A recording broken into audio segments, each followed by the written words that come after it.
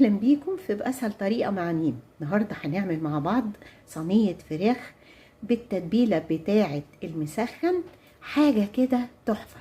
اكيد سمعتوا عن المسخن الفلسطيني.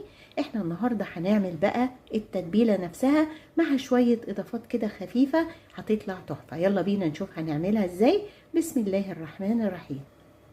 نغسل الفراخ بتاعتنا ونقطعها اربع كده ونحطها في صينية فرن او في بايركس. هنعمل بقى الخلطة اللي احنا هنحطها على الفراخ. هي عبارة عن 3 بصلات كبار، او يعني حسب كمية الفراخ اللي عندك. هحط عليهم ملح حسب الرغبة طبعا.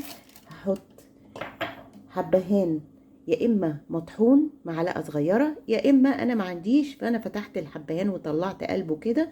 وهحط على الخلطة دي هحط كمان معلقة صغيرة من الفلفل الاسود، معلقة صغيرة 7 بهارات، وعلشان النفخة بتاعت البصل فهنحط كده نص معلقة صغيرة كمون. هنحط كمان معلقة صغيرة من بهارات الفراخ، وكمان هنحط بقى المكون الرئيسي جدا عندنا دلوقتي هو السماق. هحط معلقتين من السماق على الخلطة بتاعتي كده، معلقة من الصلصة، شوية زيت زيتون كده حلوين. وهدعك بقى الخلطة بتاعتي دي كلها مع بعضها كده. وهجيب الخلطة بتاعتي بقى وابتدي ادعك الفراخ كده كويس من فوق ومن تحت. هسيب الفراخ كده في التتبيلة دي حوالي نص ساعة اقل حاجة. وقبل بقى ما ادخلها الفرن هروح حطلها شوية من دبس الرمان، هنغطيها بالفويل وهندخلها الفرن على 180 لغاية لما تدخل في السوا.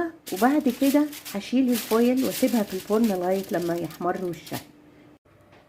الفراخ الخطيرة طلعت من الفرن، حاجة كده تحفة.